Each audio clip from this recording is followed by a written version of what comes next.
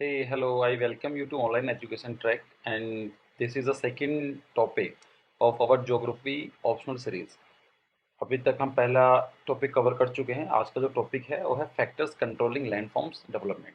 ऐसे कौन कौन से फैक्टर्स हैं जो लैंडफॉर्म की डेवलपमेंट में कंट्रीब्यूट करते हैं, जो उसे कंट्रोल करते हैं। तो हम देखते हैं कि पहले देखेंगे डेवलपमेंट लैंडफॉर्म्स क्या होते हैं, लैंडफॉर्म किस तरह के हो सकते हैं। एक बेसिक इंट्रोडक्शन देखेंगे इस चीज़ का।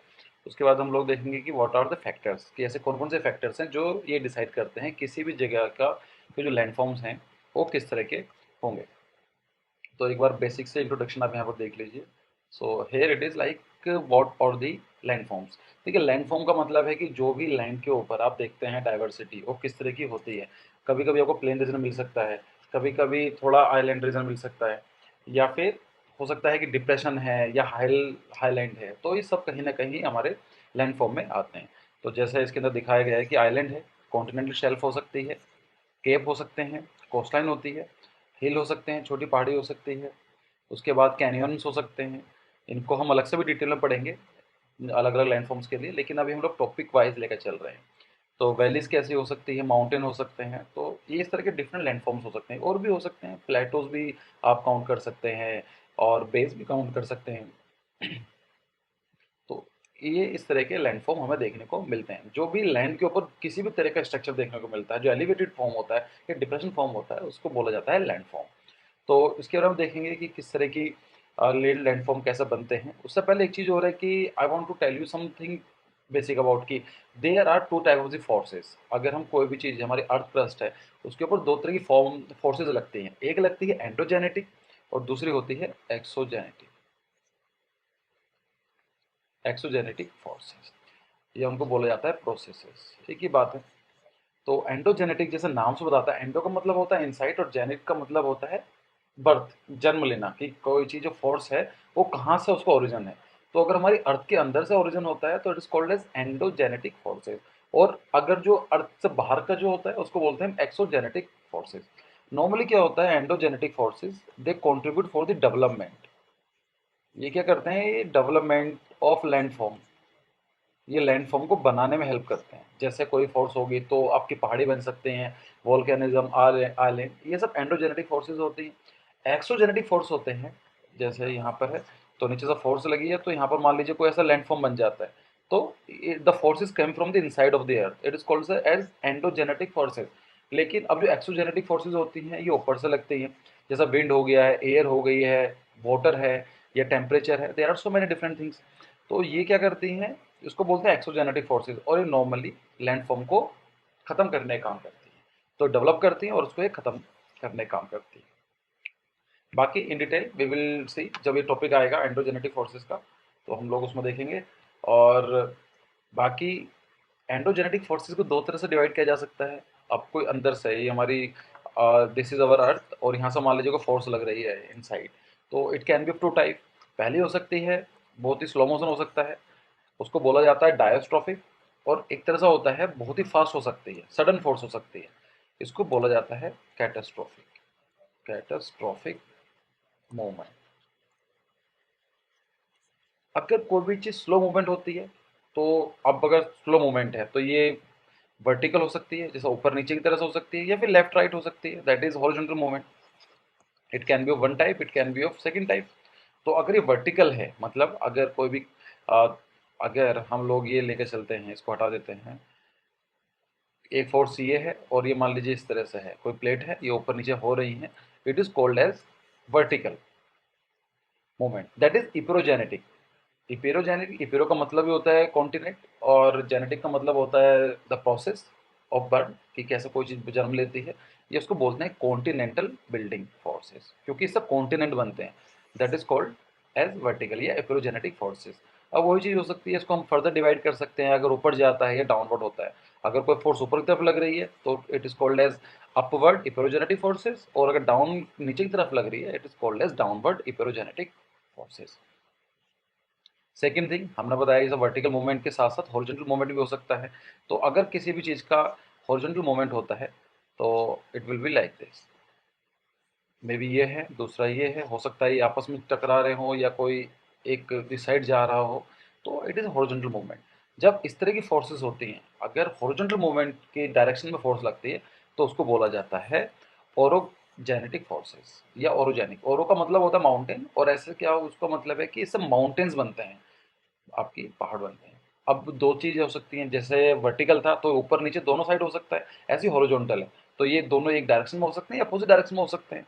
तो अगर वे एक ही डायरेक्शन अपोजिट डायरेक्शन में होते हैं, मतलब ये एक ये जा रहा है लेफ्ट टू राइट और राइट टू लेफ्ट, अगर फोर्स लगती है तो यहाँ पर कोई भी चीज़ होगी, दोनों हाथ से दबाएंगे तो कंप्रेशन निकलेगा, तो उसको बोला जाता है फोर्स ऑफ कंप्रेशन या कंप्रेशन फोर्स, और इससे बनते हैं फोल्ड माउंटेन्स।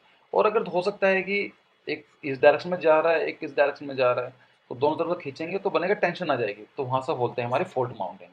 तो वहाँ पर एक फोल्ड जनरेट हो जाता है और उसकी वजह से हमारे माउंटेन्स बनते हैं, that is called fold mountains. तो I think I have made it very much clear. उसके बाद अब हम लोग देखते हैं। तो factor controlling the landform development, जैसे अभी हमने बात की है, the various landform existing on the earth surface are outcome of complex interaction between the endogenetic and exogenetic forces. कि जो भी हमारे लैंडफॉर्म्स आते हैं उसके पीछे जो कंबाइंड इफेक्ट रहता है, इंटरेक्शन रहती है कि अंदर से कितनी फोर्स लग रही है जो माउंटेन बिल्डिंग को बना रही है, और ऊपर से कौन सी ऐसी फोर्स लग रही है जो तो खत्म करे लैंडफॉर्म को, तो उसी के जो बैलेंस होता है या फिर जो कॉम्प्लेक्स इंटरेक्शन, उसी के थ्रू हमारे डिफरेंट लैंडफॉर्म्स बनते हैं।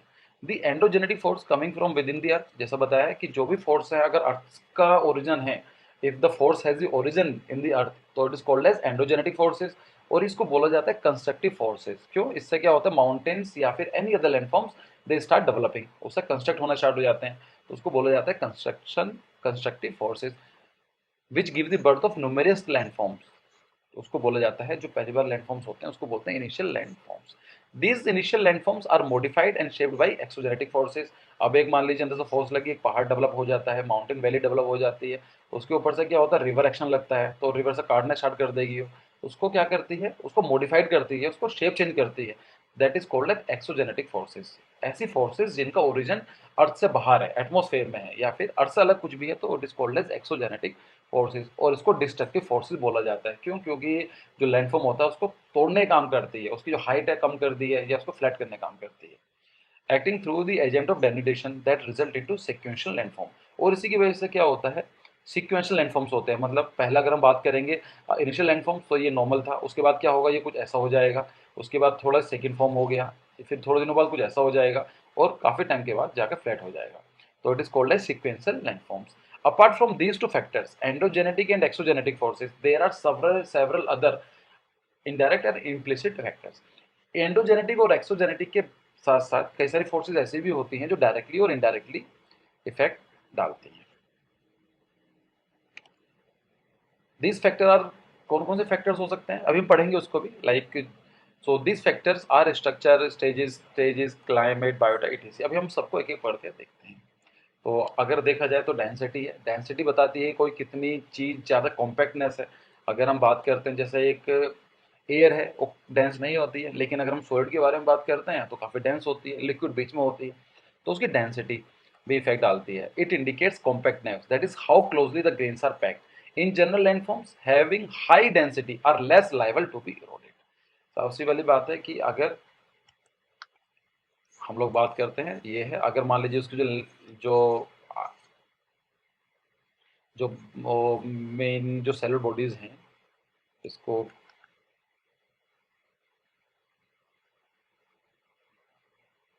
सो लेट्स सी द डेंसिटी। तो डेंसिटी कैसे बताया था कि ये कॉम्पैक्टनेस को बताती है, तो ये दिखाती है कितने पैक्ड आपके ग्रेन्स हैं, किसी मेटल के ग्रेन्स कितने स्ट्रॉन्गली पैक्ड है या फिर लूजली पैक्ड है। जैसे अगर हम बात करें, so just take an example, एक ये है और हम दूसरा ले लेते हैं ये वाला, sorry this is to examples. तो अगर हम बात करते हैं, मान लीजिए ये इस तरह से ग्रेन्यूल्स हैं, पार्टिकल्स हैं, और यहाँ पर इस तरह से बने हुए हैं। अगर ज़्यादा कॉम्पैक्ट होते हैं तो ये वाला क्या होगा, हाई डेंसिटी होगी, ये दिखाता है कि डेंसिटी ज़्यादा है, और इसका मतलब है लेस डेंसिटी। सो तो हाई डेंसिटी है, ये देखा गया है कि जो मटेरियल जिसके अंदर जो हाईली डेंस्ड होते हैं, जो ना ग्रेन्स, वे डिफिकल्ट होते हैं इरोड होने के लिए। क्लियर, अगर लूजली पैक्ड होंगे तो जल्दी इरोड हो जाएगा, और अगर ज़्यादा हार्ड जो डेंसिटी ज़्यादा होगी तो उसके अंदर देखने को मिलता है कम, धीमे इरोड होते हैं। फिर एक आता है फ्राइबिलिटी, इसका मतलब किसी भी चीज़ की मुलायमता, कि कोई चीज़ मुलायम है कितनी है। It refers to the ability to rock to crumble easily, किसको कितना तोड़ना आसान है। So friable rocks landforms are eroded easily, same चीज़ है, जो ज़्यादा मुलायम होगी उसको जल्दी इरोड किया जा सकता है।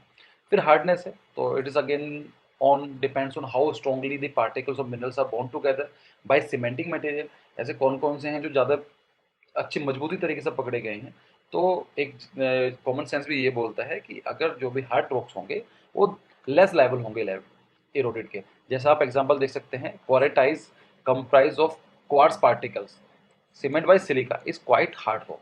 तो जो क्वार्ट्जाइट जो पार्टिकल्स होते हैं वो सिलिका से बने होते हैं और वे ज़्यादा हार्ड होते हैं, इसका मतलब उनमें जो इरोडनेस होगी उसको जल्दी से नहीं तोड़ा जा सकता। फिर डिपेंड करता है उसकी कंपोजिशन क्या है। It refers to the minerals composition of the rock in the mineral compositions which decide whether the rock would be more affected by chemical erosion और mechanical erosion। तो किसी भी रॉक स्ट्रक्चर है उसकी कंपोजिशन कैसी बनी हुई है, मतलब कौन कौन से अलग अलग मिनरल्स मिलकर बने हुए हैं, तो यही डिसाइड करते हैं कि जो मिनरल्स होंगे, जो कंपोजिशन होगी, वो डिसाइड करते हैं कि उसका इरोजन होगा, इरोजन केमिकल या फिर मैकेनिकल इरोजन कम होगा या ज़्यादा होगा। जैसे अगर हम बात करते हैं कैल्शियम कार्बोनेट, जो भी रॉक्स कैल्शियम कार्बोनेट की बनी होती हैं वो ज़्यादा प्रोन होती है केमिकल इरोजन के, मतलब उसे पानी आएगा तो धीमे धीमे वो इरोड होना स्टार्ट हो जाएंगी। लेकिन अगर ऐसी कोई रॉक्स है जिसके अंदर सिलिका ज़्यादा है, silica contents are less liable to chemical erosion. और किसी भी मिनरल के अंदर या रॉक के अंदर सिलिका, सॉरी मिनरल नहीं होगा, इट इज़ अ रॉक, अगर किसी भी रॉक के अंदर सिलिका जो कंटेंट है वो ज़्यादा है तो वहाँ पर केमिकल इरोजन नहीं होगा लेकिन मैकेनिकल इरोजन ज़्यादा होगा। फिर चीज आती है परमेबिलिटी। तो ये परमेबिलिटी का मतलब सिंपल है, it refers to the ability of rock to allow water to pass through. Permeability का सिंपल मतलब है, ये एक क्वालिटी है किसी भी रॉक की जो ये बताती है कि कोई भी वाटर कितनी देर बाद उसमें पास होगा या फिर पास होगा या नहीं होगा। तो यहाँ पर एक अच्छा डायग्राम है, आप देख सकते हैं परमेबिलिटी का। जैसे यहाँ पर है, ये दिखाया गया है कि आपने 1 मीटर का स्ट्रक्चर ले लिया और आपने इसमें ग्रेवल डाल दिए हैं। तो अगर आप देखेंगे तो 2 मिनट के अंदर अंदर पानी ऊपर से भरा है, फिर 2 मिनट के अंदर पूरा पानी खाली हो जाएगा, क्योंकि ग्रेन्यूल्स हैं, काफ़ी जगह खाली होती है और ये it is allows the pass of the water.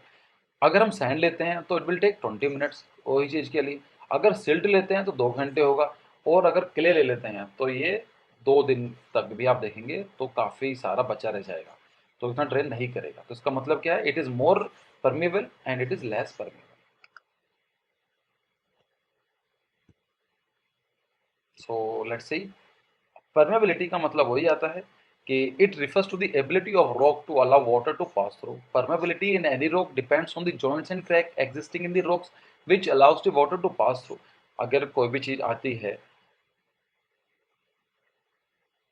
अगर कोई रॉक है ये, अगर उसमें ज़्यादा क्रैक्स पड़े होंगे तो पानी जल्दी पर्कुलेट होगा, और अगर मान लीजिए कोई रॉक है पूरी सॉलिड की बनी हुई है और कैसा लेयर्स है तो नहीं होगा।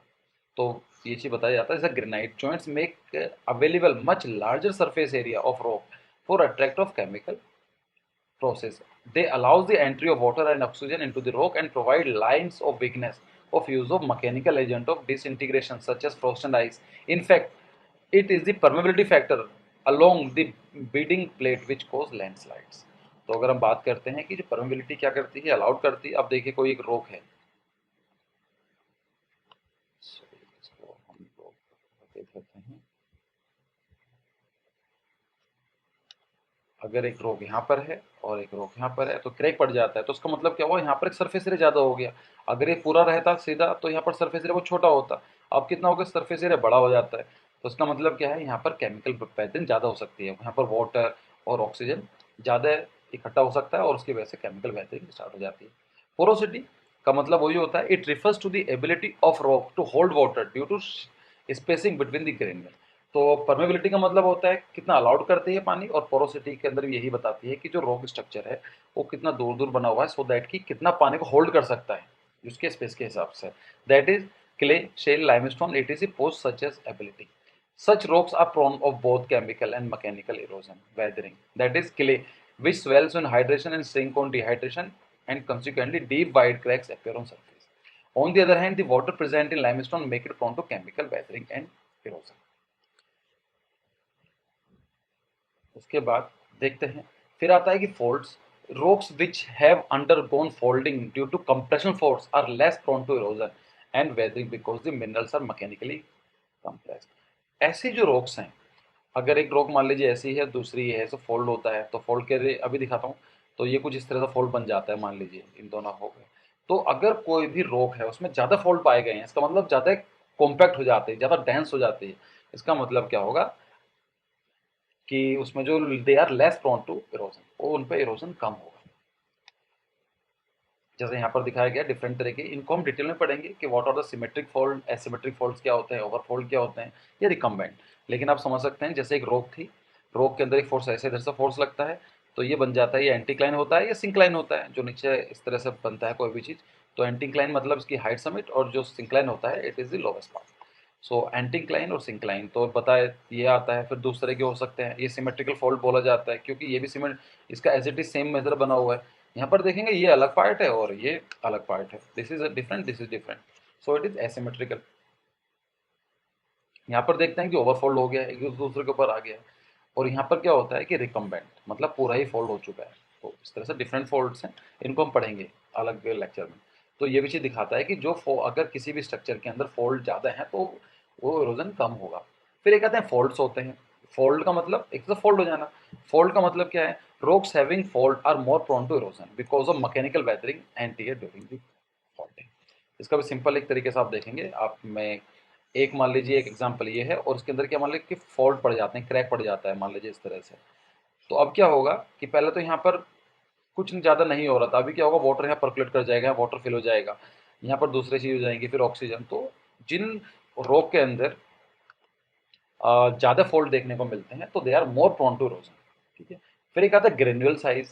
ग्रेन्यूल का भी बहुत फर्क पड़ता है कि किसी भी जो एक रॉक है उसका साइज जो है वो कितने बड़े हैं कितने छोटे हैं। तो the rocks can be large granule, कुछ जो रॉक होती हैं बड़े साइज में हो सकती हैं उनकी ग्रेन्यूल, मीडियम साइज के हो सकते हैं, छोटे साइज के हो सकते हैं। The size of grain present in rocks goes a long way और डिसाइडिंग द इरोडेबिलिटी। और यही चीज डिसाइड करती है कि वो जल्दी इरोड होगा या फिर लेस लेस इरोड होगा। कॉन्ग्लोमरेट दैट इज सैंड और pebble have large granule structure, sandstone have medium granule structure, and shale जो सिल्ट होती है, क्ले होती है, इसका जो साइज होते हैं ग्रेन्यूल के काफी छोटे होते हैं। Larger the grain size more the rock is prone to weathering erosion. So conglomerates are easily weathered in comparison of sandstone, stone and shale. इसको आप डिफरेंट पर्सपेक्टिव से इस तरह देख सकते हैं। तो ये ग्रेनुलर साइज होते हैं, तो एक दिखाया था बड़ा है और ये छोटा है, तो इसका मतलब क्या है, they are more prone to erode. तो यहाँ पर जो इरोजन होगा यहाँ पर ज्यादा होगा और यहाँ पर थोड़ा सा कम होगा। फिर एक आता है क्रिस्टल साइज। देख क्रिस्टल साइज भी काफी बड़ी चीज होती है। इसके अंदर अब इसमें क्या है कि आपको समझना पड़ेगा कि it is a very complex phenomena. कोई भी हम लोग ये नहीं बोल सकते हैं कि छोटा होगा बड़ा होगा, कि इसके अंदर जो इरोजन ज़्यादा होगा या कम होगा, उसकी कई सारी क्वालिटी देखने को पड़ती है, उसका ग्रेनुलर साइज देखने को होता है, उसका कॉम्पैक्टनेस देखने को होती है, उसकी परमेबिलिटी देखना पड़ता है, फिर देखना है स्ट्रक्चर कैसा बना हुआ है। सेम चीज़ आती है, उनका साइज भी देखना होता है, क्रिस्टल साइज क्या है उनका। This size of crystal also decide the erodibility of rocks. They are form due to cooling and solidification of molten magma. देखिए होता क्या है।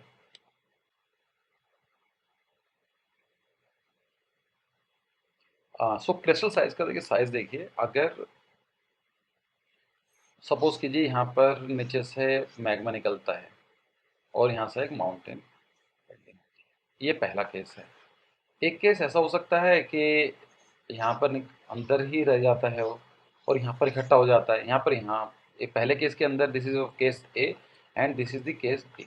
तो यहाँ पर ऊपर इकट्ठा हो गया और यहाँ नीचे ही रहता है। तो जो ऊपर है इसका मतलब क्या है, इसका जो कूलिंग जो होगी वो फास्ट होगी, जल्दी ठंडा हो जाएगा, कूलिंग विल बी फास्ट। यहाँ पर क्या होगा, कूलिंग विल बी स्लो। अगर कूलिंग फास्ट होती है तो जो ग्रेनुलर साइज होगा उनका वो स्मॉल बनेगा, छोटा बनेगा। जो क्रिस्टल्स बनेंगे वो छोटे साइज के होंगे। और अगर कूलिंग स्लो होती है, काफी टाइम लेती है, मतलब यहाँ पर मान लीजिए इसको लगा 1 महीना, 1 मंथ ठंडा होने में, और इसको लगते हैं 10 ईयर्स। तो जो यहाँ पर जो जो इसके जो क्रिस्टल्स बनेंगे उनका साइज क्या होगा, large in size. Crystal size यहाँ पर क्या होगा, स्मॉल साइज होगा। तो अगर किसी भी, आप यहाँ देख देख सकते हैं,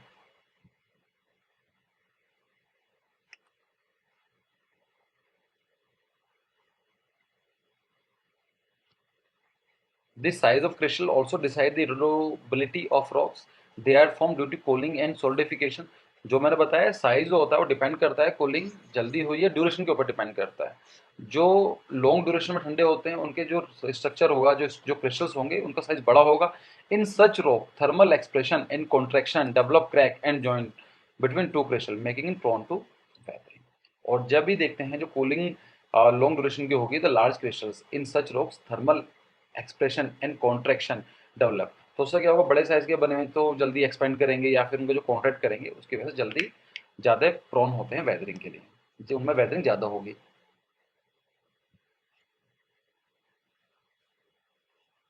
फिर आता है कि क्रिस्टल साइज देख लिया, फिर आता है कि रिलीफ देखते हैं उसका। अगर हम रिलीफ के बारे में बात करें, रिलीफ का मतलब होता है या फिर topography. In areas of gentle relief there is usually a thick layer of soil which protects the underlying rock from chemical weathering. मतलब क्या है इसका,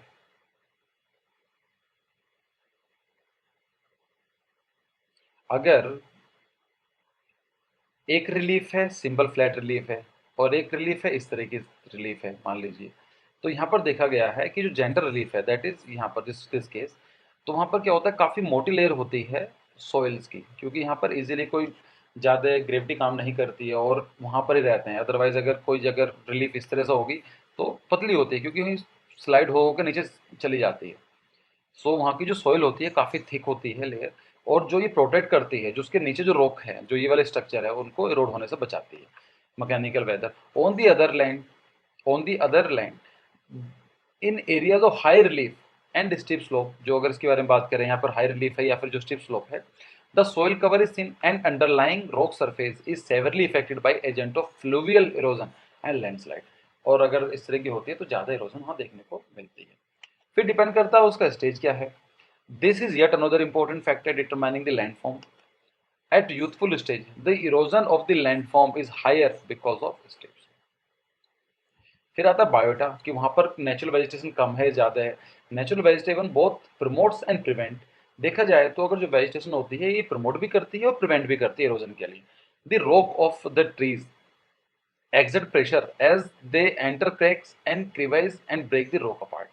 तो इसमें क्या होता है, अगर आप देखेंगे जैसा मान लीजिए एक रोक है और यहाँ पर क्रैक पड़ गया, तो यहाँ पर क्या होगा, मान लीजिए एक प्लांट डेवलप हो जाता है तो उसकी रूट्स होंगी, रूट्स आएंगी तो उसको पुश करती हैं, तो उसको तोड़ने में हेल्प करती हैं कि ये तोड़ देगी इसको। ठीक है। लेकिन अगर देखा जाए on the other hand land breaks the compact of the rain water and prevent soil erosion. और दूसरे का अगर हम देखा जाए, अगर मान लीजिए यहाँ पर एक प्लांट लगा हुआ है तो जो रेनफॉल डायरेक्टली आ रही थी जिसको तोड़ सकती थी इसको, तो उससे क्या करेगी, उसको ब्रेक करती है और जो रूट्स होती हैं उसको ये इकट्ठा करके रखती है। तो ये प्रिवेंट भी करती है और प्रमोट भी करती है एट द सेम टाइम। तो ये चीज याद रखनी है। दी द रोक, just a minute, the root let of grass and crumbs bind the soil into a mat-like structure which acts a protective layer above the underlying rock। तो जो जो रूट्स होती हैं उसको पकड़कर बैठ जाती हैं और उसकी जो नीचे रॉक होती है उसको प्रोटेक्ट करती हैं। अलग चीज, फिर the next thing is comes the climate. Climates also, the climate factor is a temperature. वहाँ पर दिखाया था कि टेम्परेचर और उसकी ह्यूमिडिटी क्या है upon a considerable extent decide the rate of well as type of erosion. तो क्लाइमेट भी काफ़ी इंपॉर्टेंट रोल प्ले करता है और डिसाइड करने के लिए कि उसका वेदरिंग होगी, ज़्यादा होगी, कम होगी। ये देखा गया है कि hot and humid areas chemical weathering is more effective because of rate of chemical reaction double with 10% rise in temperature. अगर गर्म और ह्यूमिड जो रीजन है वहाँ पर केमिकल वेदरिंग ज़्यादा होती है, क्योंकि ये देखा गया है कि अगर 10 डिग्री सेंटीग्रेड इंक्रीज किया जाता है तो उसका जो rate of chemical reaction double हो जाता है, दुगना बढ़ जाता है। और on the other line mechanical weathering is most efficiently hot and dry. और गर्म और सूखा इलाका है तो वहाँ पर वेदरिंग, मैकेनिकल वेदरिंग ज़्यादा होती है क्योंकि सन पड़ रहा है तो जो रॉक होती हैं एक्सपेंड करती हैं, फिर ठंडा होता है तो कॉम्पैक्ट करती हैं। तो उससे क्या होता है, रॉक टूट जाती है। सो चीज बताई गई है, having considerably fluctuation in temperature between the day and night, hot desert or so, a limestone rock is humid area will give way to karst topography and associate landforms as a result of chemical erosion. But the same rock in the hot and dry environment would be resist to mechanical erosion.